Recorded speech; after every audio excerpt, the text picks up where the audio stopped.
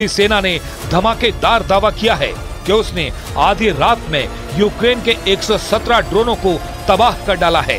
इनमें से ज्यादातर कुर्स्क, वोरोनिश और वेलगोरोड और निजनी नोवगोरोड क्षेत्र में यूक्रेनी ड्रोन मारे गए हैं। इसके अलावा यूक्रेनी मिसाइलें काफी बड़ी संख्या में तबाह करने का दावा किया गया है।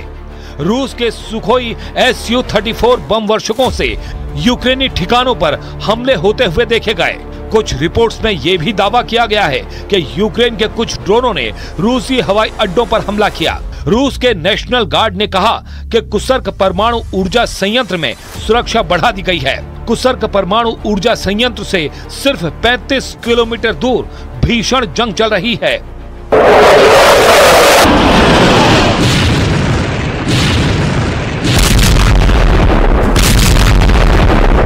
अब देखना होगा क्या रूस यूक्रेन के पोक्रस्क, पोल्टावा और डोनेस्क पर कब्जा करने के बाद रुकता है या फिर नहीं।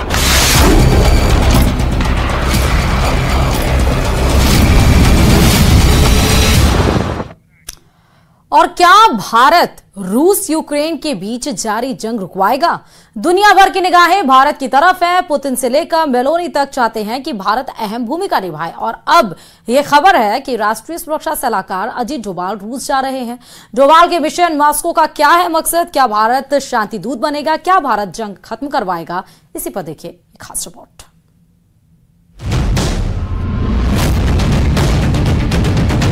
रूस और यूक्रेन के बीच करीब 2.5 साल से युद्ध जारी है। दुनिया के तमाम देश शांति पहल की कोशिश कर चुके हैं, लेकिन दुनिया का भरोसा भारत पर टिका हुआ है। खबर है कि भारत के राष्ट्रीय सुरक्षा सलाहकार अजीत डोभाल युद्ध के शांतिपूर्ण समाधान पर चर्चा के लिए मॉस्को जा सकते हैं।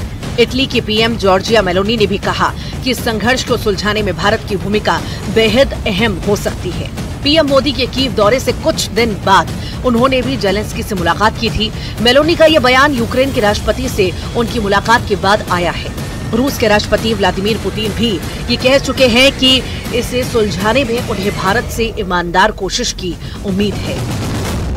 il motivo anche per cui io penso che alla fine nazioni, attori come Cina e India possano giocare un ruolo e debbano giocare un ruolo per risolvere il conflitto in Ucraina.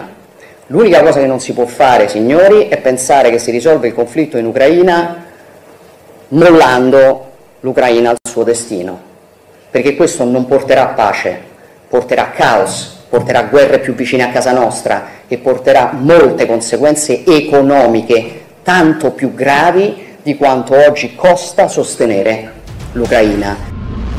Meloni का कहना है कि भारत और चीन जैसे देशों को Ukraine में संघर्ष को हल करने में भूमिका निभानी चाहिए और उन्हें आगे आना चाहिए। रूस के राष्ट्रपति व्लादिमीर पुतिन भी ये कह चुके हैं कि उन्हें इस मसले को सुलझाने में भारत से ईमानदार कोशिश की उम्मीद है। Мы с уважением относимся к нашим друзьям, партнерам, которые, я считаю, искренне заинтересованы в решении всех вопросов, связанных с этим конфликтом. Это прежде всего Китайская Народная Республика, Бразилия, Индия. Я постоянно в контакте с нашими коллегами по этому вопросу. И у меня нет сомнения в том, что руководители этих стран पुतिन से लेकर मेलोनी तक सबको भारत से उम्मीद है और भारत युद्ध खत्म करने में अपनी भूमिका निभाने को तैयार है। खबर है कि अजीत डोभाल मॉस्को जाने वाले हैं। राष्ट्रपति पुतिन के साथ पीएम की फोन पर बातचीत के दौरान ये चर्चा हुई कि पीएम अपनी यूक्रेन यात्रा के बाद शांति से जुड़े विचारों पर चर्चा करने के लिए अपने एनएसए को रूस भेजेंगे। इसी के मद्देनजर एनएसए अजीत डोभाल रूस की यात्रा करेंगे। लंबे वक्त से चल रहे रूस यूक्रेन युद्ध के समाधान के लिए दुनिया अब भारत की तरफ देख रही है। पीएम मोदी ये कह चुके हैं कि ये जंग का दौर नहीं, भारत जंग खत्म करवाने में अहम भूमिका निभा सकता है। ऐसे अजीत डोभाल की यात्रा रूस यूक्रेन युद्ध रोकने की दिशा में एक पहल हो सकती है। Bureau report, news 18।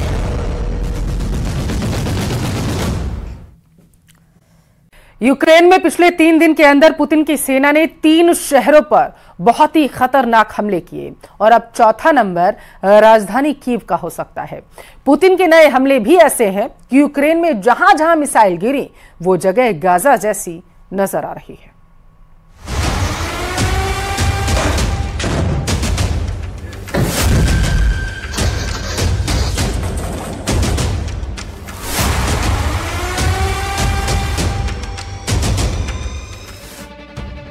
ये ना तो गजा है, ना वेस्ट बैंक है, ना ही लेबनान का कोई गली मोहल्ला है। ये इस वक्त दुनिया का सबसे खतरनाक वॉर जोन यूक्रेन है। ये यूक्रेन का लवीव शहर है। ये ज़ेलेंस्की का सबसे सुरक्षित किला है। ये यूक्रेन की तरफ से पोलैंड यानी नेटो की तरफ जाने वाला एंट्री गेट कहा जाता है और ये शहर जल रहा है। पुतिन ने 3 दिन के अंदर 3 बड़े हमले किए हैं। पहला हमला डोनेट्स्क के पास पोक्रास्क पर, दूसरा हमला खार्किव के पास पोल्टावा पर और तीसरा हमला पोलैंड के दरवाजे लवीव पर किया है। यानी पुतिन ने अपने प्रहार में पी फैक्टर दिखा दिया है। अब दिन में देखिए लवीव का हाल। इस ड्रोन वीडियो को देखकर न सिर्फ ज़ेलेंस्की घबरा गए हैं बल्कि व्हाइट हाउस में भी पैनिक है, क्योंकि पुतिन ने सोच लिया है कि बिना रुके मारूंगा और गिनूंगा भी नहीं। सिर्फ इमारतों का फर्क है। गाजा में भी जब इजराइल बम गिराता है तो रिहायशी इलाके ऐसे ही जलते हैं। इसे आप पुतिन का गुस्सा कह सकते हैं, इसे आप पुतिन का बदला कह सकते हैं, इसे आप पुतिन का प्रहार कह सकते हैं। पुतिन बता रहे हैं कि यूक्रेन का कोई इलाका, कोई कोना ऐसा नहीं जहां उनकी मिसाइल नहीं पहुंच सकती। इस हमले में 7 लोगों की मौत हुई है, जिसमें 3 बच्चे हैं। 30 से ज्यादा लोग घायल हैं। 70 से ज्यादा इमारतें तबाह हो गई हैं। लाशों को निकाला जा रहा है। पूरा शहर दहशत में है, क्योंकि किसी को उम्मीद नहीं थी कि रूस का हमला यहाँ भी हो सकता है और इतना खतरनाक हो सकता है। 3 з них це діти, 7 це малі діти. Дуже великі руйнування, більше 70 будинків по місту. Це все є історична спадщина. Тривають розбори завалів. लवीव के बाद पुतिन का दूसरा टारगेट देखिए, ये है पोल्टावा। पोल्टावा पर हुए मिसाइल हमले में 51 लोगों की मौत हो चुकी है। 275 लोग घायल हुए हैं। ये शहर खार्किव के बाद पुतिन के लिए सबसे बड़ी रुकावट बन सकता है। इसीलिए रूस ने पोल्टावा पर अचानक 2 बैलिस्टिक मिसाइल से हमला किया। देखिए इन बिल्डिंग्स का हाल। लगता है ना गाजा जैसा इलाका। इमारतें जल रही हैं, पूरा इलाका खाली हो चुका है और ये हाल 2 बड़े मिसाइल अटैक के बाद हुआ है। Передусім щодо трагедії в Полтаві, рятувальні роботи зараз ще тривають, розбирають завали, залучені всі служби. Станом на цей час кількість поранених 271. Усім надається необхідна допомога. Мы видим уже прямую вовлеченность Запада в конфликт на Украине. Коллективный Запад является буквально главным заказчиком, главным подстрекателем военной агрессии киевского режима и все более откровенно, все более нагло демонстрирует свое прямое участие. पोल्टावा वो शहर है जो अभी युद्ध की फ्रंट लाइन पर नहीं है, लेकिन खार्किव के करीब है और यही वजह है कि पुतिन ने यहाँ मोर्चा खोल दिया है। वो यहाँ पर ऐसी मिसाइलों से हमला कर रहे हैं जिसे रोकना ज़ेलेंस्की के बस की बात नहीं मानी जाती। यूक्रेन के रक्षा मंत्रालय ने कहा कि पोल्टावा के लिए भयानक दिन रहा। एयर रेड सायरन और मिसाइल हमले के बीच में इतना कम वक्त मिला कि लोग बॉम्ब शेल्टर में जाने के दौरान भी घायल हो गए। ऐसे शहरों को टारगेट करने के लिए पुतिन अब अपनी खतरनाक short range ballistic missile Iskander का ज्यादा इस्तेमाल कर रहे हैं। 500 किलोमीटर रेंज वाली इस्कंदर मिसाइल जहां गिरती है, वो 700 किलो वाले विस्फोटक से धमाका करती है। इस मिसाइल से यूक्रेन में सबसे ज्यादा हमले अंजाम दिए गए हैं।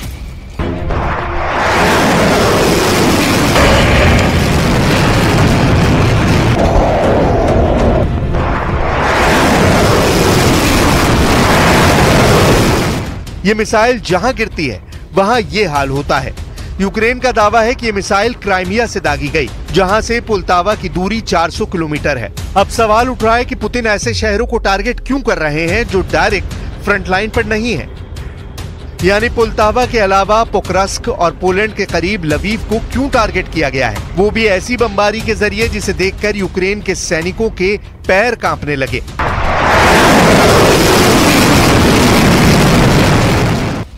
रूस अब छोटे शहरों पर बड़े हमले क्यों कर रहा है, तो इसका जवाब सारातोव में हुए अटैक से मिल सकता है। 26 अगस्त को यूक्रेन के ड्रोन ने रूस के सारातोव में एक बिल्डिंग पर हमला किया था। ज़ेलेंस्की का ड्रोन रूस के सारातोव शहर में पहुंचा और फिर इस रिहायशी बिल्डिंग से जा टकराया। इस बड़े धमाके ने मॉस्को तक रूस को हिला दिया था। एक बार फिर देखिए किस तेजी से ये ड्रोन बिल्डिंग की तरफ बढ़ा और फिर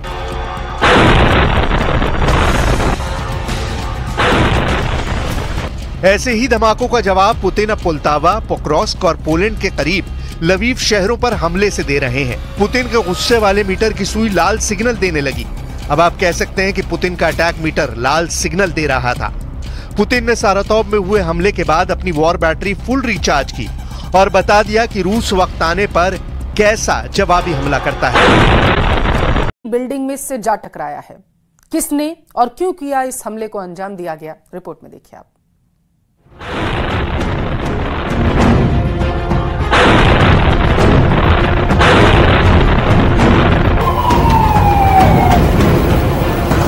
रूस में एक ऊंची इमारत पर ड्रोन से एक ऐसा हमला हुआ जिसने 23 साल पहले अमेरिका में हुए सबसे बड़े आतंकी हमले की याद दिला दी। बस अंतर यह है कि वो एक आतंकी हमला था और ये रूस के मुताबिक यूक्रेन का हमला था। 9/11 की घटना में एक पैसेंजर प्लेन का इस्तेमाल किया गया था जो हवा में उड़ते हुए आया और न्यूयॉर्क के वर्ल्ड ट्रेड टावर से टकरा गया। ठीक वैसे ही रूस के सारातोव में एक घटना का जो वीडियो किसी ने अपने कैमरे पर शूट किया, उसमें दिख रहा है कि एक ड्रोन हवा में उड़ते हुए आता है और सारातोव की सबसे ऊंची इमारत से टकरा जाता है।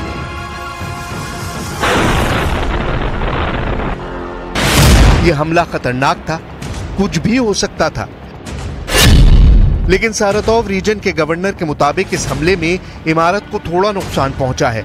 इमारत के नीचे खड़ी करीब 20 कारों को नुकसान पहुंचा है। 2 लोग इस हमले में घायल हैं। रूस का दावा है कि यूक्रेन ने इस हमले को अंजाम दिया।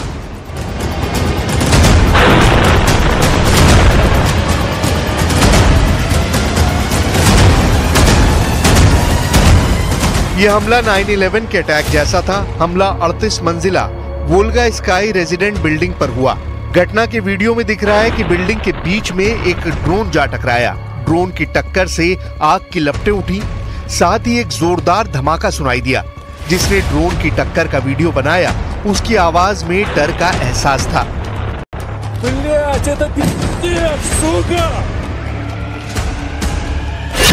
रूस का दावा है कि यूक्रेन के ड्रोन का निशाना एंगल्स मिलिट्री एयरफील्ड था।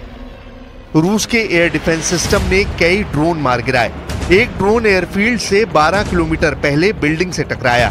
सारातोव की सबसे ऊंची बिल्डिंग से टकराया ड्रोन।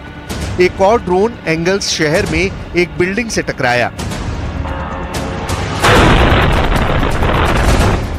रूस पर पिछले दिनों में हुए हमलों में ये एक बड़ा हमला है, क्योंकि यूक्रेन के ड्रोन एंगल्स मिलिट्री एयरफील्ड के पास पहुंच गए, जहां रूस के Tu-95 MS बॉम्बर तैनात हैं। ये वो बॉम्बर हैं जो यहां से उड़ान भरते हैं और यूक्रेन में मिसाइल और बमों से हमले को अंजाम देते हैं। रूस का एंगल्स मिलिट्री एयरफील्ड यूक्रेन और रूस की सीमा से 900 किलोमीटर दूर है, लेकिन फिर भी यूक्रेन के ड्रोन अलग अलग दिशा से एंगल्स मिलिट्री एयरफील्ड के नजदीक पहुंच गए। इससे पहले रात में यूक्रेन की ओर से लॉन्च किए गए 20 ड्रोन को रूस ने मार गिराने का दावा किया था और अगली सुबह ही रूस के 2 शहरों में ड्रोन से हमले हो गए। रूस के मुताबिक उनके इलेक्ट्रॉनिक वॉरफेयर के उपकरणों ने यूक्रेन की ओर से किए गए ड्रोन हमलों को नाकाम कर दिया और नाकाम ड्रोन ही बिल्डिंग से टकरा गए, जिससे बिल्डिंग में बड़ा सा छेद हो गया और 2 लोग जख्मी हो गए।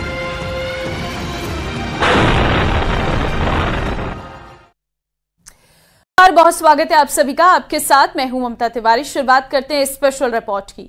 रूस यूक्रेन जंग को 900 से अधिक दिन हो चुके हैं। यूक्रेन पिछले 2 हफ्ते से दावा कर रहा है कि उसने रूस के बहुत बड़े हिस्से पर कब्जा कर लिया है, लेकिन इधर पुतिन ऐसा मास्टर स्ट्रोक चल दिया है जिसके बाद से जेलेंस्की और बाइडेन सर पकड़कर बैठ गए हैं। पुतिन एक बार फिर से हारी बाजी जीतना शुरू करती है। देखिए रिपोर्ट।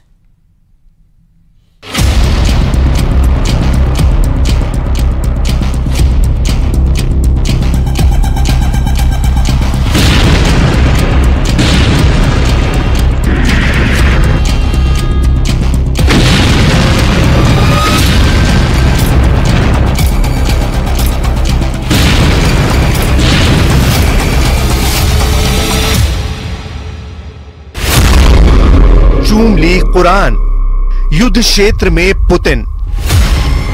रूस के राष्ट्रपति व्लादिमीर पुतिन का जरा ये 14 सेकंड का वीडियो देखिए। राष्ट्रपति पुतिन चेचेनिया में पवित्र इस्लामी पुस्तक कुरान को चूम रहे हैं। पुतिन के इस वीडियो ने रूस के दुश्मनों को जहां बुरी तरह से भ्रमित कर दिया है, तो वहीं अरब और मुस्लिम वर्ल्ड को पुतिन ने संदेश दे दिया है कि मुस्लिम देश रूस के साथ हैं और रूस मुस्लिम देशों के साथ है। युद्ध क्षेत्र में पुतिन अब जंग की वो बाजी खेलने जा रहे हैं जो अमेरिका, यूक्रेन और इजराइल के साथ साथ पश्चिमी देशों पर भारी साबित होगी। हम आपको इस खबर की पूरी डिटेल बताएंगे, लेकिन उससे पहले ये जान लीजिए कि पुतिन का रूस यूक्रेन जंग में किस खतरों से जूझ रहा है।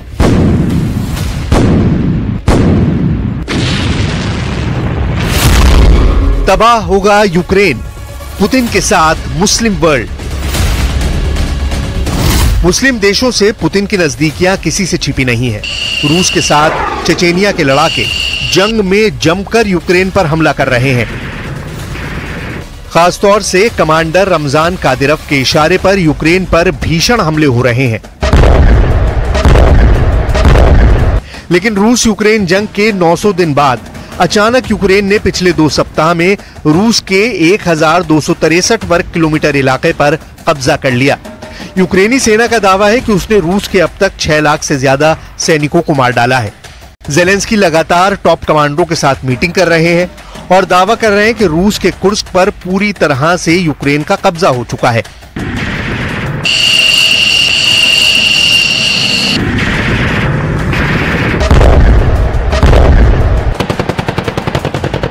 दावा तो यहां तक किया गया है कि रूस के हजारों सैनिक सरेंडर कर चुके हैं।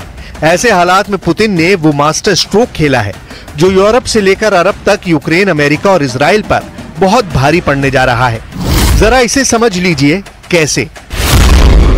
कुरान को चूमना पुतिन का मास्टर स्ट्रोक। रूस के राष्ट्रपति व्लादिमीर पुतिन 13 साल बाद चेचेनिया गए हैं। चेचेनिया के ग्रोजनी में नवनिर्मित पैगंबर जीसस मस्जिद में रूसी राष्ट्रपति पहुंचे। इस दौरान उन्हें पवित्र कुरान की एक स्वर्ण जड़ित कॉपी भेंट की गई, जिसे राष्ट्रपति पुतिन ने तुरंत चूम लिया। पुतिन के साथ वीडियो में चेचेनिया रिपब्लिक के हेड रमजान कादिरव और चेचेनिया के सुप्रीम मुफ्ती साला मेजियेव भी मौजूद थे। 14 सेकंड के इस वीडियो के कई मायने निकाले जा रहे हैं। वॉर एक्सपर्ट्स का मानना है कि पुतिन मुस्लिम वर्ल्ड के लीडर बनना चाहते हैं। वो चाहते हैं कि मुस्लिम देश अमेरिका और इजराइल के खौफ से दूर हो। गजा युद्ध में मुस्लिम दुनिया अमेरिका और इजराइल की आक्रामकता का खुलकर विरोध करे। वो चाहते हैं कि ईरान और हिजबुल्लाह जैसे संगठन इजराइल के भीषण हमलों से बचें। पुतिन चाहते हैं कि जब ईरान इजराइल पर बड़ा हमला करे तो अरब देश इजराइल के पक्ष में ना खड़े हों। मुस्लिम देश रूस के साथ जंग में पूरी तरह से एकजुट हो। कुरान को चूमना पुतिन का साफ संदेश है कि रूस जंग के मैदान में मुस्लिम देशों के साथ है। Мы все хотим. Мы все в этом смысле в одинаковом положении. Удачи вам, ребята. Одно дело здесь в тире стрелять, а другое дело подвергать свою жизнь и здоровье опасности. Но у вас есть внутренняя потребность защищать Отечество и мужество принять такое решение. पुतिन के सामने इस वक्त दोहरी चुनौती है। एक तरफ यूक्रेन बेहद भयानक हमले रूस पर कर रहा है, तो वहीं दूसरी तरफ कई मुस्लिम चरमपंथी संगठनों के लड़ाके यूक्रेन की जमीन से रूस पर हमला करने में जुटे हैं। यानी ऐसे में पुतिन को दुनिया में दबदबा बढ़ाने के लिए ईरान, लेबनान, सीरिया और अरब देशों से जबरदस्त समर्थन की उम्मीद है। पुतिन की जंगी रणनीति का असर दिखना भी शुरू हो गया है। जरा देखिए, जो सऊदी अरब, इजराइल और अमेरिका का साथ देने का वादा कर रहा था, वो अब कैसे घबरा रहा है। अमेरिकी ऑनलाइन समाचार पत्रिका पॉलिटिको ने खुलासा किया है कि सऊदी अरब के क्राउन प्रिंस मोहम्मद बिन सलमान ने साफ कह दिया है कि वो गजा युद्ध और हिजबुल्लाह युद्ध में अमेरिका और इजराइल का साथ नहीं दे सकते हैं। अगर वो इजराइल और अमेरिका का साथ देंगे तो चरमपंथी उनकी हत्या कर सकते हैं।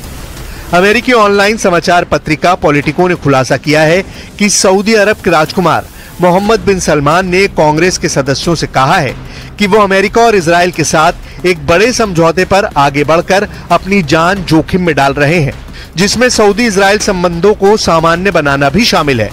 प्रिंस सलमान ने साफ कहा कि अगर बातचीत में फिलिस्तीनी राष्ट्र को मान्यता देने की बात शामिल नहीं होगी तो उनकी हत्या हो सकती है। अब आप इसी से अंदाजा लगा सकते हैं कि गजा जंग और रूस यूक्रेन जंग में कैसे मुस्लिम देश तेजी से अमेरिका और इजराइल से दूरी बना रहे हैं। इस घटना से साबित होता है कि पुतिन अब मुस्लिम देशों की सेना और उनके चरमपंथी लड़ाकों को एकजुट करके अमेरिका और नेटो की कमर तोड़ देना चाहते हैं। अभी फिलहाल रूस और यूक्रेन एक दूसरे पर जबरदस्त हमला करने में जुटे हैं।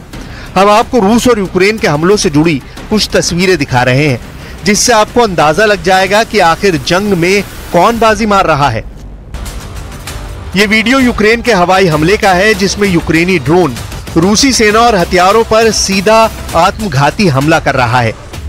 वीडियो में साफ देखा जा सकता है कि जोरदार धमाके और भीषण धमाकों के बाद रूसी सैनिक सरेंडर करते हुए दिख रहे हैं। यूक्रेन के ड्रोन फुटेज में साफ देखा जा सकता है कि रूसी सैनिक हाथ ऊपर करके यूक्रेनी सैनिकों के सामने सरेंडर कर रहे हैं। सरेंडर करने वाले कुछ रूसी सैनिकों को जमीन पर लेटते हुए भी देखा जा सकता है। यूक्रेन के जबरदस्त हमला करने के बाद रूस ने भी यूक्रेन पर जबरदस्त मिसाइल हमला किया है। ये वीडियो यूक्रेन का है, जहां रूस के हमले के बाद भारी तबाही मची है। सुपरमार्केट जलकर राख हो गया। रूस के कुर्स्क ओब्लास्ट में भयंकर हवाई हमला करते यूक्रेनी फाइटर जेट ने रूसी सेना में हड़कंप मचा दिया है। वहीं दूसरी तरफ भारत के प्रधानमंत्री नरेंद्र मोदी इस कोशिश में है कि किसी तरह से जंग को रोका जा सके। पोलैंड और यूक्रेन के दौरे के बाद पीएम मोदी के दौरे का क्या असर होता है, ये तो वक्त बताएगा, लेकिन भारत चाहता है कि जंग किसी समस्या का समाधान नहीं है। प्रधानमंत्री का संदेश तो सीधा है कि भाई आप लोगों को डायलॉग और डिप्लोमेसी के जरिए सुलझाना चाहिए इस बात को, शांति के अलावा और कोई विकल्प नहीं है। यही एक सबसे बड़ा मैसेज है। इधर अगस्त के 2 हफ्तों में रूसी सेना पर जिस तरह से यूक्रेनी सेना ने हमला किया है, उसमें यूक्रेनी सेना ने अपने लड़ाकू विमानों का जमकर इस्तेमाल किया है। रूस के कुर्स्क ओब्लास्ट में भयंकर हवाई हमला करते हुए इन्हीं यूक्रेनी फाइटर जेट ने रूसी सेना में हड़कंप मचा दिया था। 6 अगस्त के बाद 8 अगस्त को यूक्रेन ने अब तक का सबसे बड़ा हवाई हमला रूस पर किया था। पहली बार यूक्रेन ने अपनी हवाई ताकत से रूस को करारा जवाब दिया था। यूक्रेनी सेना के दावों के मुताबिक उसकी ड्रोन और मिसाइल ब्रिगेड ने रूस के लिपियस्क एयरबेस को उड़ाया था। यूक्रेन के भीषण ड्रोन और मिसाइल हमलों में लिपियस्क एयरबेस को भारी नुकसान हुआ था। रिपोर्ट्स में दावा किया गया है कि यूक्रेन के हवाई हमले में रूस के लिपियस्क एयरबेस पर मौजूद दर्जन भर से ज्यादा फाइटर जेट तबाह हुए, जबकि कई हेलीकॉप्टर भी ध्वस्त हुए। हैरानी की बात तो ये कि यूक्रेन ने ड्रोन हमला 300 किलोमीटर दूर से किया था। दावा तो यहां तक किया गया कि गोदाम में रखे रूस के 700 ग्लाइड बम भी यूक्रेनी हवाई हमले में तबाह हो गए थे। 700 ग्लाइड बम तबाह होने से रूस के लिपियस्क एयरबेस में इतना जबरदस्त नुकसान हुआ कि पुतिन की आंखों में खून के आंसू आ गए। Довели, що в будь-якій ситуації ми, українці, здатні досягати своїх завдань, здатні захищати свої інтереси та свою незалежність. हार कर भी जीत रहा है रूस। क्या हार कर भी जीत रहा है रूस? इस दावे में दम इसलिए नजर आ रहा है क्योंकि रूसी सेना ने पिछले 48 घंटे में यूक्रेनी सेना पर भीषण हमले शुरू कर दिए हैं। ये वीडियो फुटेज रूस के चेचन गणराज्य के नेता रमजान कादिरोव ने जारी किया था, जिसमें दावा किया गया है कि रूस ने अपने कुर्स्क इलाके में यूक्रेनी सैनिकों को बुरी तरह से मारा है। दावा किया गया है कि यूक्रेनी सेना पर चेचन बटालियन अखमत ने रूसी सैनिकों के साथ मिलकर हमला किया है। बॉडी कैमरे से इसी तरह की फुटेज टेलीग्राम चैनलों पर प्रसारित की जा रही थी। इस फुटेज में त्रिकोण चिन्ह, एक सैन्य वाहन और यूक्रेनी वर्दी में कई लाशें दिखाई दे रही हैं। हालांकि रॉयटर्स इस वीडियो की तारीख सत्यापित नहीं कर पाया है। इधर रूसी सेना ने धमाकेदार दावा किया है कि बुधवार की रात से रूस ने यूक्रेन के 117 ड्रोनों को तबाह कर डाला है। इसमें से ज्यादातर कुर्स्क, वोरोनिश, बेलगोरोड और निज़नी नोवगोरोड क्षेत्रों में यूक्रेनी ड्रोन मारे गए हैं। इसके अलावा यूक्रेनी मिसाइलें काफी बड़ी संख्या में तबाह करने का दावा किया गया है। रूस के सुखोई Su-34 बमवर्षकों से यूक्रेनी ठिकानों पर हमले होते हुए देखे गए हैं। कुछ रिपोर्ट्स में यह दावा किया गया है कि यूक्रेन के कुछ ड्रोन ने रूसी हवाई अड्डों पर हमला किया। रूस के नेशनल गार्ड ने कहा कि कुर्स्क परमाणु ऊर्जा संयंत्र में सुरक्षा बढ़ा दी गई है। कुर्स्क परमाणु ऊर्जा संयंत्र से सिर्फ 35 किलोमीटर दूर भीषण जंग चल रही है। हालांकि अभी तक यही लग रहा था कि यूक्रेन रूस को जंग में आसानी से हरा सकता है, लेकिन एक और मोर्चे पर लड़ाई शुरू करने से यूक्रेन की सेना बढ़ गई है। इससे यूक्रेन की अपनी रक्षा करने की क्षमता पर असर पड़ने लगा है। जानकारों का कहना है कि यूक्रेनी राष्ट्रपति ज़ेलेंस्की की ये जीत कम समय के लिए है और हार में बदल सकती है। वॉर एक्सपर्ट्स ने साफ कहा है कि रूस अपने दूसरे विश्व युद्ध की रणनीति अपना रहा है। उसकी ये रणनीति रही है कि वो पहले दुश्मन को अंदर आने देता है और फिर घेर कर हमला करता है। इस वजह से यूक्रेन का कुर्स्क अभियान ज़ेलेंस्की के लिए उल्टा साबित हो सकता है। कुल मिलाकर पुतिन ने जिस तरह से रूस को मुस्लिम देशों का लीडर साबित करने की कोशिश की है, उससे साबित होता है कि रूस एक तीर से दो निशाने एक साथ कर रहा है। पहला, यूक्रेन के 4 इलाकों पर पूरी तरह से कब्जा, और दूसरा, अमेरिका, इजराइल और नेटो के खिलाफ मुस्लिम देशों को जंग में। इधर यूक्रेन ने फाइटर ड्रोन रूस के 2 बड़े हथियार गोदाम जला डाले हैं। ड्रोन अटैक के रूस में 3 महीने का गोला बारूद जलकर धुआं बन चुका है। इसके जवाब में पुतिन ने जो कहर मचाया है, उसका डर अमेरिका तक फैल चुका है। अमेरिका, क्योंकि इंटेलिजेंस रिपोर्ट से पता लगा है कि रूस बहुत जल्द यूक्रेन के 15 एटमी सेंटर को दहला सकता है। देखिए रिपोर्ट।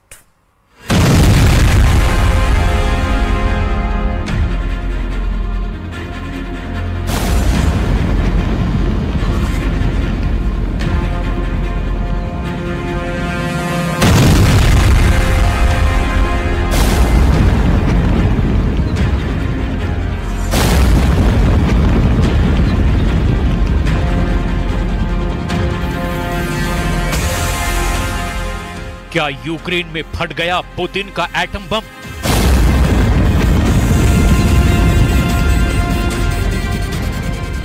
क्या ये पुतिन के डमी एटम बम का ट्रेलर है?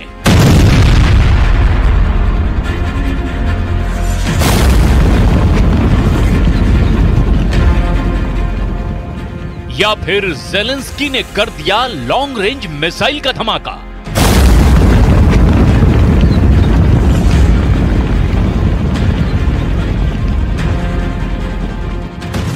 ये भयानक वीडियो पुतिन के देश के हैं। जल रहे इलाके रूस के हैं। तबाही का अनुमान मॉस्को में लगाया जा रहा है। लेकिन ज़ेलेंस्की इन तस्वीरों को देखकर खुशी से झूम उठे हैं, क्योंकि बीती रात कीव में भी कुछ ऐसा ही होने वाला था।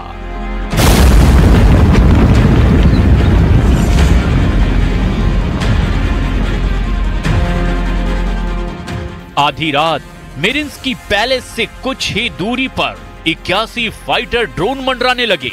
विध्वंसक मिसाइलों से लोडेड ड्रोन का झुंड कीव को रात में जला डालने के मिशन पर आया।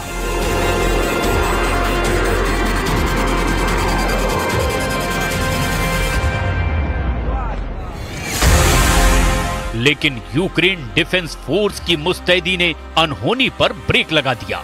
पुतिन की ड्रोन पलटन को यूक्रेन ने हाईटेक हथियारों से मार भगाया। ड्रोन फाइट में रूस के 71 फाइटर ड्रोन तबाह हो गए।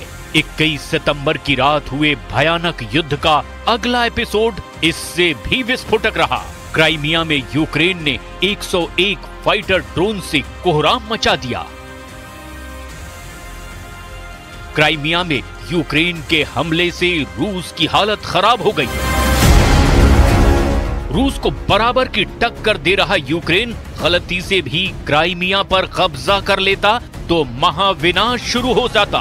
मुमकिन है क्राइमिया में यूक्रेन की जीत पूरी दुनिया पर भारी पड़े, जिसके पूरे आसार बन चुके हैं। रूस के कीव हमले के बाद अमेरिका ने बड़ा ऐलान किया है। ज़ेलेंस्की ने भी पुतिन को भयानक गुस्सा दिला दिया है।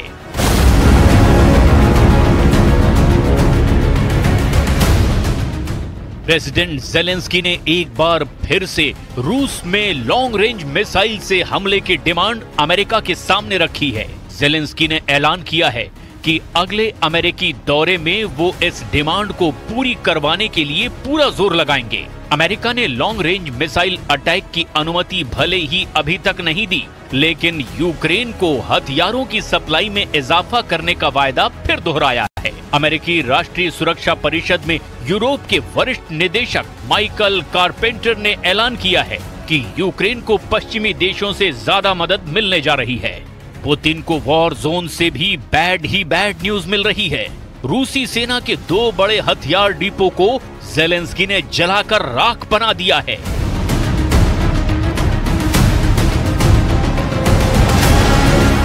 टोरोपेट्स और क्रास्नोडार में पुतिन के हथियार गोदाम में तबाही की तस्वीरें बेहद डरावनी हैं।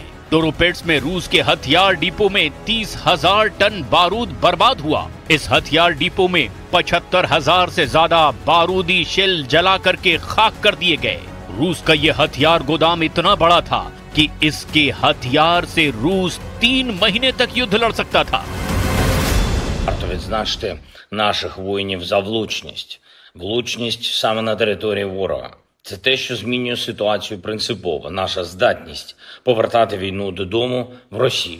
Є чергове ураження арсеналу в Росії. Це був значний арсенал для окупанта. Всі наші воїни Сил оборони та безпеки України, які були задіяні. Дякую вам. Збройні сили України, Служба безпеки України і усі, хто залучався. Молодці.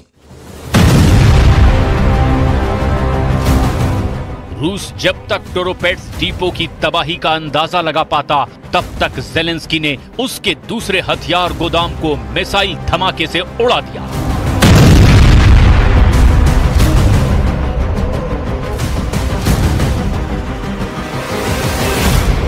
एक धमाका,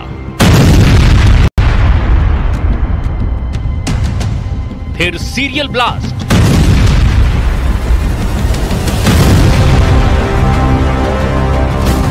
और फिर पूरे इलाके में आग ही आग।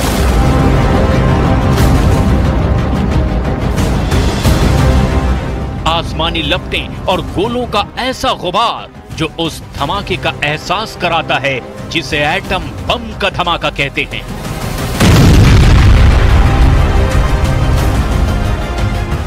ये धमाका रूस में हुआ है। वो दिन की जमीन दहल गई है। धमाके को बहुत दूर से कैमरे में कैप्चर किया गया, लेकिन आग का बवंडर जब उठा तो पूरे आसमान पर छा गया। धमाके से बना फायर मशरूम साफ साफ दिखाई दे रहा था। तो क्या ये एटम बम का ब्लास्ट था? क्या ज़ेलेंस्की ने रूस में एटम बम फोड़ दिया?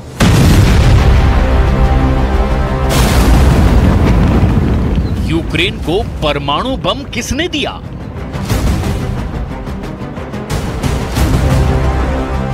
ऐसे तमाम सवालों के जवाब जानने से पहले इस न्यूज हेडलाइन का मतलब भी समझ लीजिए।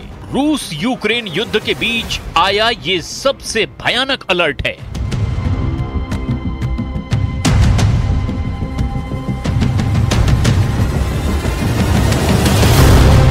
मायने पुतिन का अगला हमला एटम बम से होगा।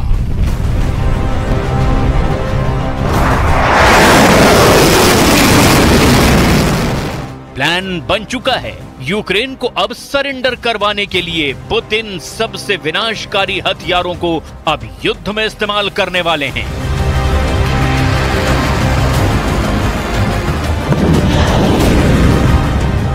पुतिन की परमाणु मिसाइल का फर्स्ट टारगेट क्या होगा, इसकी भविष्यवाणी उनके विदेश मंत्री एंड्री सिबिहा ने कर दी है। सोशल मीडिया पोस्ट में एंड्री सिबिहा ने दावा किया है कि पुतिन सबसे पहले यूक्रेन के न्यूक्लियर प्लांट को एटमी धमाकों से बर्बाद करने के मूड में हैं।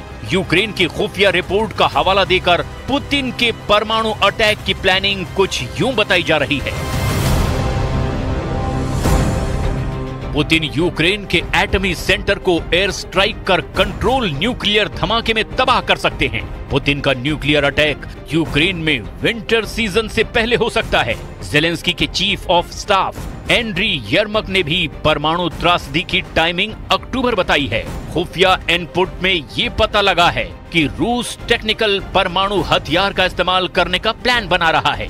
टेक्निकल परमाणु हथियार 1 किलो या उससे भी कम वजन के होते हैं, लेकिन इससे हजारों टन के हथियार के बराबर तबाही होती है। रूस के सबसे बड़े टेक्निकल परमाणु हथियार का वजन 100 किलो तक है। परमाणु हमले के अलर्ट के बाद प्रेसिडेंट ज़ेलेंस्की ने भी अब अगले कुछ हफ्ते को युद्ध में सबसे अहम बताया है। Може стати багато в чому визначальним для того, щоб зупинити російський терор, цю агресію і щоб повернути нормальну безпеку. Щоб це сталося, рішучість наших партнерів має відповідати сміливості українців. Відповідь на питання, коли завершиться ця війна, насправді в тому, коли рішучість партнерів не відставатиме від того, що ми можемо робити для нашого захисту, для нашої незалежності, для нашої перемоги. Україна має перемогти в цій війні. Може перемогти. Але разом з усім світом. Наша чітка стратегія буде на столі у партнерів, у президента Сполучених Штатів. रूस यूक्रेन युद्ध अब उस मोड़ पर है जहां सभी हथियारों की आजमाइश हो चुकी है। अब तक प्रेसिडेंट पुतिन ने सिर्फ परमाणु बमों का टेस्ट नहीं किया। हालांकि युद्ध के शुरुआत से सबसे विनाशकारी हथियारों की धमकी मॉस्को से दी जाती रही है। रूस के न्यूक्लियर वेपन यूक्रेन बॉर्डर पर भी कई बार लगाए जा चुके हैं। लेकिन पुतिन का न्यूक्लियर वॉर प्लान जो है वो सिर्फ यूक्रेन की बर्बादी तक नहीं रुकेगा। यूक्रेन के परमाणु सेंटर दहलेंगे तो जो तबाही मचेगी उसकी जद में यूरोप के देश भी आएंगे, क्योंकि पुतिन के टेक्निकल एटम बम भी महाविनाशक हैं। रूस के पास करीब 2000 टेक्निकल परमाणु हथियार हैं। ये हथियार कई तरह की मिसाइलों में इस्तेमाल किए जा सकते हैं, जैसे क्रूज मिसाइल और आर्टिलरी शेल्स। टेक्निकल परमाणु हथियारों को एयरक्राफ्ट और युद्धपोत से भी दागा जा सकता है, जैसे एंटीशिप मिसाइल और टॉर्पिडोज और डेप्थ चार्जर। अब जानिए कि रूस के क्रास्नोडार हथियार डिपो में हुआ धमाका दरअसल क्या है। ये मशरूम एटमी धमाके का नहीं है, ये रूस के हथियार डिपो में रखे बारूद और बमों में लगी आग के बाद का दृश्य है।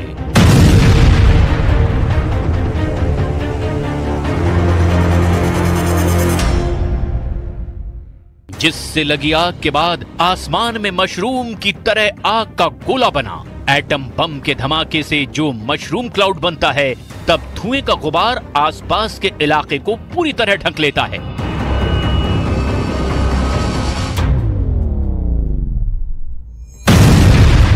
जबकि क्रास्नोडार ब्लास्ट के धमाके में सिर्फ आग दिखी, जिसे सोशल मीडिया में पुतिन के डमी एटम ब्लास्ट की तरह बताया जा रहा है। ये प्रेसिडेंट ज़ेलेंस्की के लिए राहत की बात है, क्योंकि अगर रूस के एटम बम फटने लगे तो यूक्रेन का बचना मुश्किल ही नहीं, नामुमकिन है।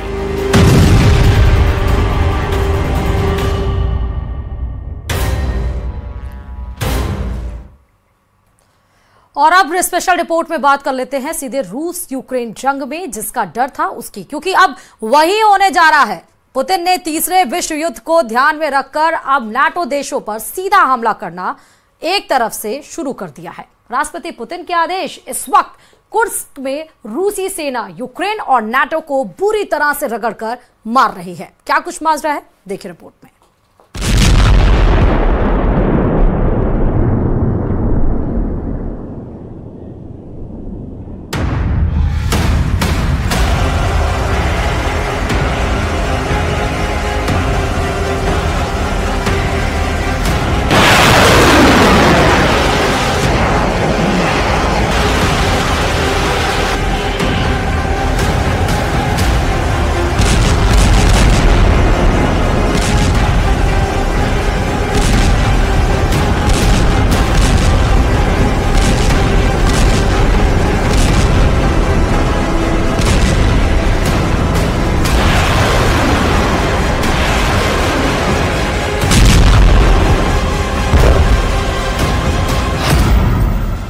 घंटे में मारे 1340 सैनिक, नेटो का पुतिन को चैलेंज।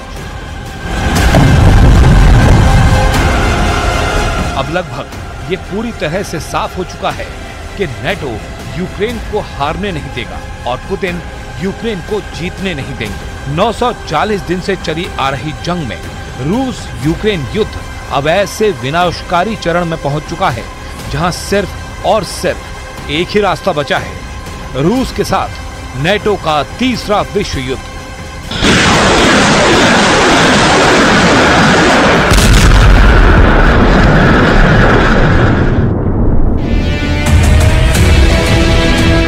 हम आपको दिखाने जा रहे हैं कि रूस को पिछले 18 घंटों में यूक्रेन और नेटो ने मिलकर कितना खौफनाक नुकसान पहुंचाया है।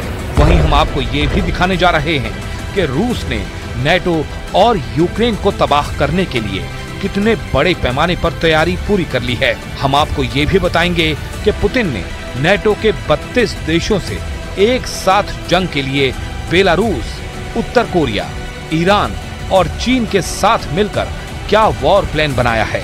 सबसे पहले आप ये जान लीजिए कि यूक्रेनी सेना ने नेटो के हथियारों और उनके लड़ाकों के साथ मिलकर रूसी सेना को 18 घंटे पहले कितना नुकसान पहुंचाया है।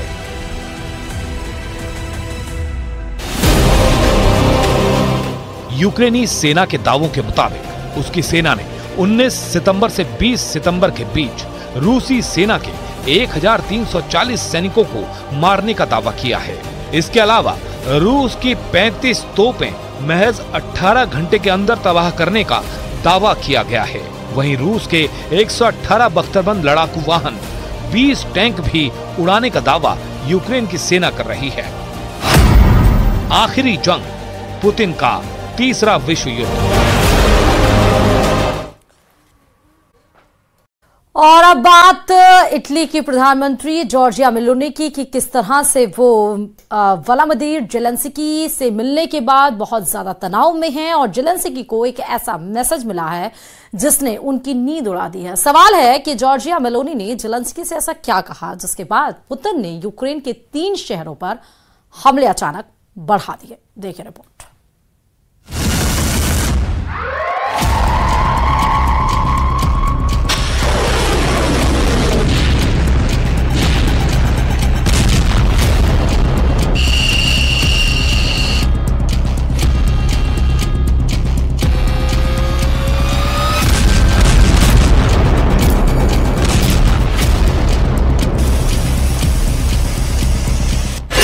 प्रोकस्क हार गई जेलेंस्की।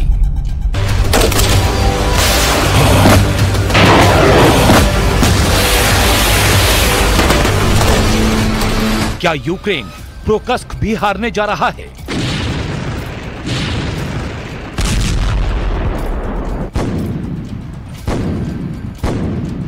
आखिर रूसी सेना महज 3 हफ्ते में ही प्रोकस्क के इतने करीब कैसे पहुंच गई है?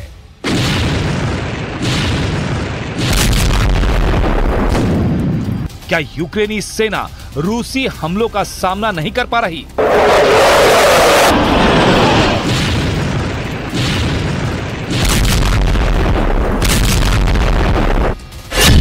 जंग जीतने की जिद।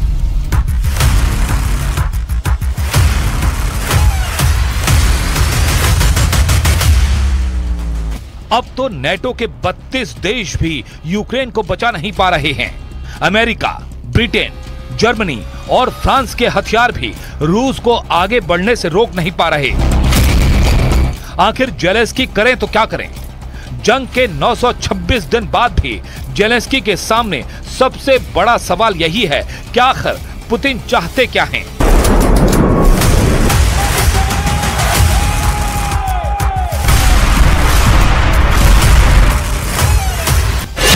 पुतिन का मिशन पोक्रस्क पर कब्जा।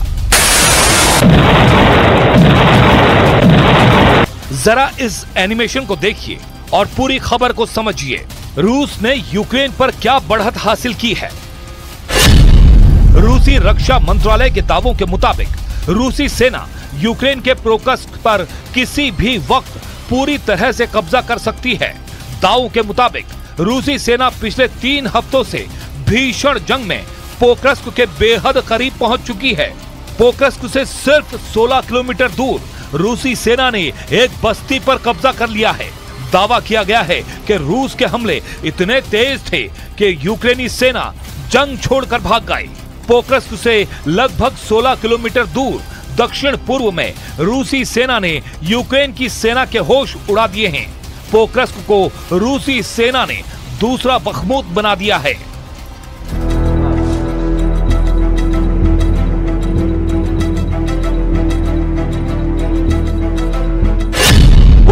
से दक्षिण तक पुतिन की जीत। रूसी सेना की तरफ से जारी किए गए इस वीडियो की एक एक तस्वीर को देखिए। कितने प्रचंड हमले रूसी सेना यूक्रेन के कुर्स्क, पोल्टावा और पूरे डोनेस्क इलाके में कर रही है। तोप, लंबी दूरी के रॉकेट और लड़ाकू हेलीकॉप्टर से हमले किए जा रहे हैं।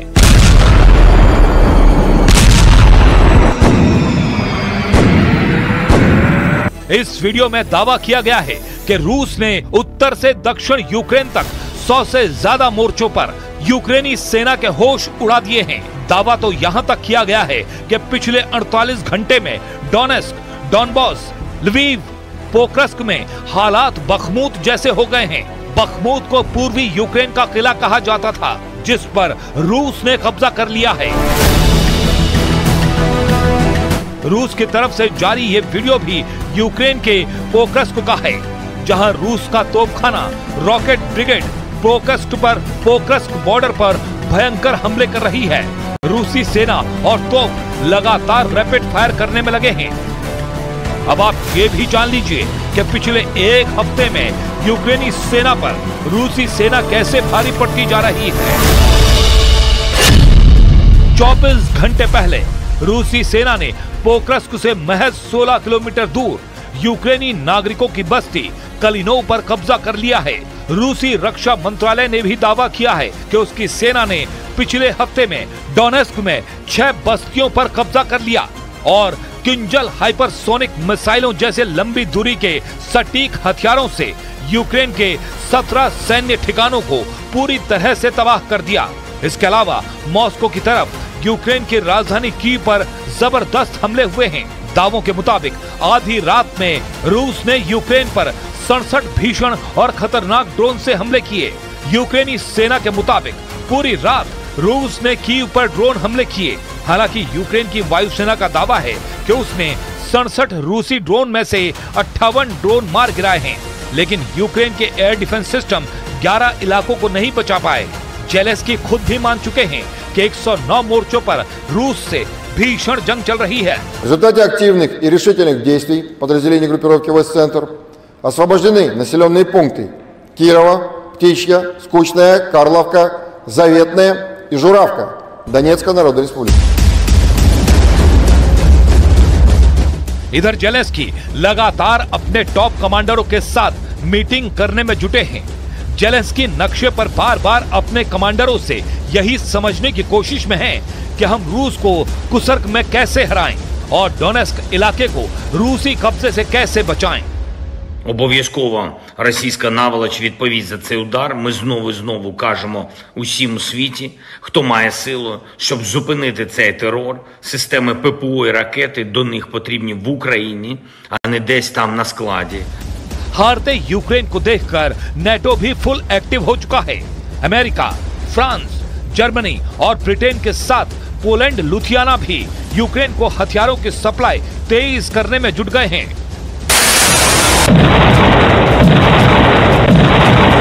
जरा ये वीडियो देखिए। जर्मन के रक्षा मंत्री बोरिस पिस्टोरियस टॉप कमांडरों के साथ मीटिंग करने में जुटे हैं। दावा किया गया है कि पश्चिमी जर्मनी में अमेरिकी हवाई अड्डे रामस्टीन पर एक मीटिंग में यूक्रेन को भारी तोप देने का फैसला किया गया। यानी जर्मनी के कमांडर मीटिंग में यूक्रेन को 12 स्वचालित होवित्जर तोप देने जा रहे हैं, जो यूक्रेनी सेना के लिए किसी रामबाण से कम नहीं है। रूस 30 महीने से यूक्रेन को रौंद रहा है। We know all the situation is not like enjoying time together. We have really serious things to discuss, so I would suggest to step in immediately to do whatever we can.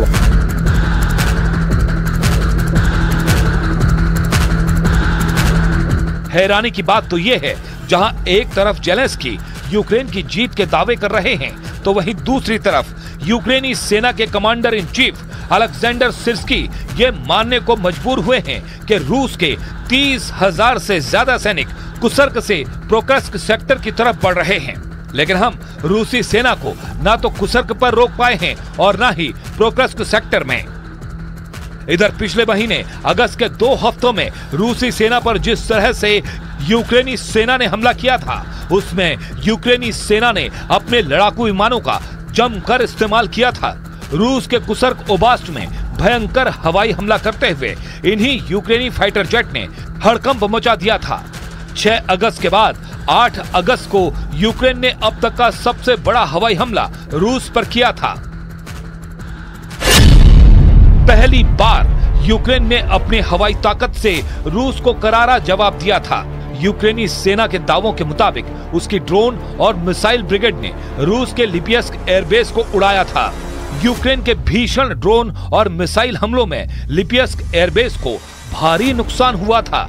Reports में दावा किया गया है कि Ukraine के हवाई हमले में रूस के लिपियस्क एयरबेस पर मौजूद दर्जन भर से ज्यादा फाइटर जेट तबाह हुए, जबकि कई हेलीकॉप्टर भी ध्वस्त हुए। हैरानी की बात तो यह है कि यूक्रेन ने यह ड्रोन हमला 300 किलोमीटर दूर से किया था। दावा तो यहां तक किया गया कि गोदाम में रखे रूस के 700 ग्लाइड बम भी यूक्रेनी हवाई हमले में तबाह हो गए थे। 700 ग्लाइड बम तबाह होने से रूस के लिपियस्क एयरबेस पर इतना जबरदस्त नुकसान हुआ कि पुतिन की आंखों में खून के आंसू आ गए।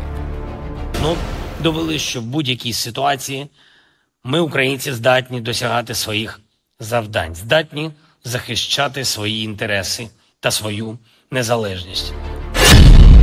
क्या हार कर भी जीत रहा है रूस? इस दावे में दम इसलिए नजर आ रहा है क्योंकि रूसी सेना ने पिछले 48 घंटे में यूक्रेनी सेना पर भीषण हमले शुरू कर दिए। ये वीडियो फुटेज रूस के चेचन गणराज्य के नेता रमजान कादिरोव ने जारी किया था, जिसमें दावा किया गया है कि रूस ने अपने कुसर्क इलाके में यूक्रेनी सैनिकों को बुरी तरह से मारा है। दावा किया गया है कि यूक्रेनी सेना पर चेचन बटालियन अखमत ने रूसी सैनिकों के साथ मिलकर हमला किया। बॉडी कैमरे में इसी तरह की फुटेज टेलीग्राम चैनलों पर प्रसारित की जा रही थी। इस फुटेज में त्रिकोण चिन्ह, एक सैन्य वाहन और यूक्रेनी वर्दी में कई लाशें दिखाई दे रही हैं। हालांकि रॉयटर्स इस वीडियो की तारीख सत्यापित नहीं कर पाया है।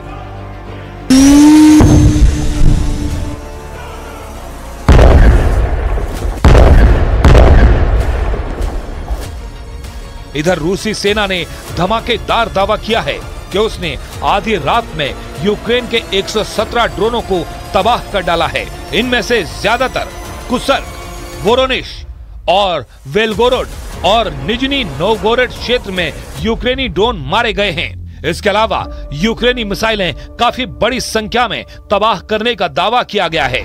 रूस के सुखोई Su-34 बम वर्षकों से यूक्रेनी ठिकानों पर हमले होते हुए देखे गए। कुछ रिपोर्ट्स में यह भी दावा किया गया है कि यूक्रेन के कुछ ड्रोनों ने रूसी हवाई अड्डों पर हमला किया। रूस के नेशनल गार्ड ने कहा कि कुसर्क परमाणु ऊर्जा संयंत्र में सुरक्षा बढ़ा दी गई है। कुसर्क परमाणु ऊर्जा संयंत्र से सिर्फ 35 किलोमीटर दूर भीषण जंग चल रही है।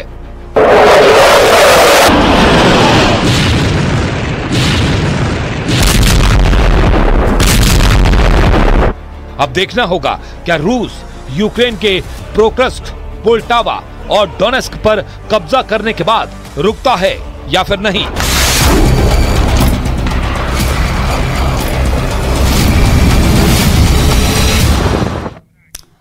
और क्या भारत रूस यूक्रेन के बीच जारी जंग रुकवाएगा?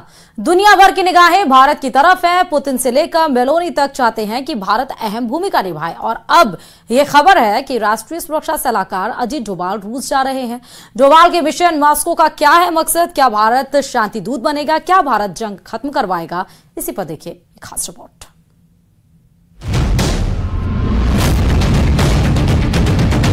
रूस और यूक्रेन के बीच करीब 2.5 साल से युद्ध जारी है। दुनिया के तमाम देश शांति पहल की कोशिश कर चुके हैं, लेकिन दुनिया का भरोसा भारत पर टिका हुआ है। खबर है कि भारत के राष्ट्रीय सुरक्षा सलाहकार अजीत डोभाल युद्ध के शांतिपूर्ण समाधान पर चर्चा के लिए मॉस्को जा सकते हैं।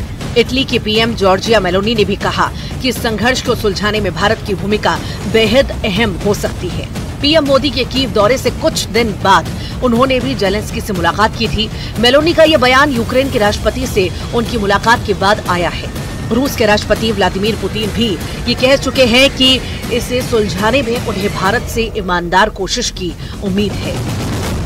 È il motivo anche per cui io penso che alla fine nazioni, attori come Cina e India possano giocare un ruolo e debbano giocare un ruolo per risolvere il conflitto in Ucraina.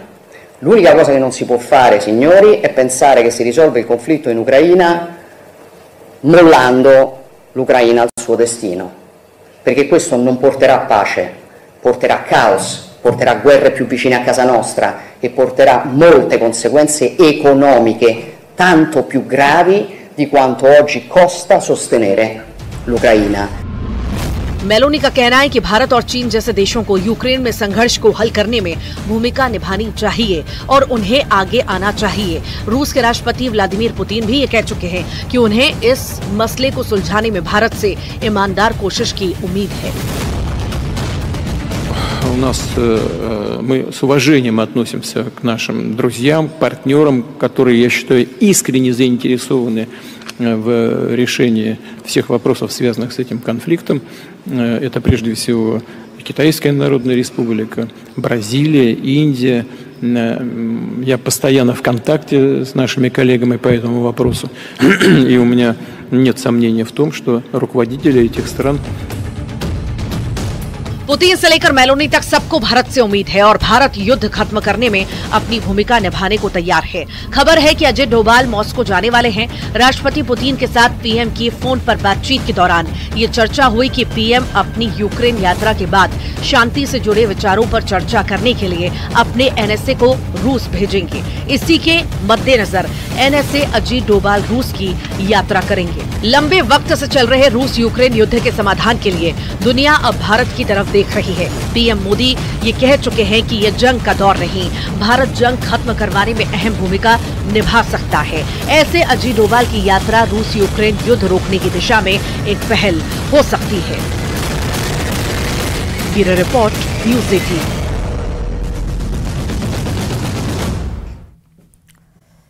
Ukraine में पिछले 3 दिन के अंदर Putin की सेना ने 3 शहरों पर बहुत ही खतरनाक हमले किए और अब चौथा नंबर राजधानी कीव का हो सकता है। पुतिन के नए हमले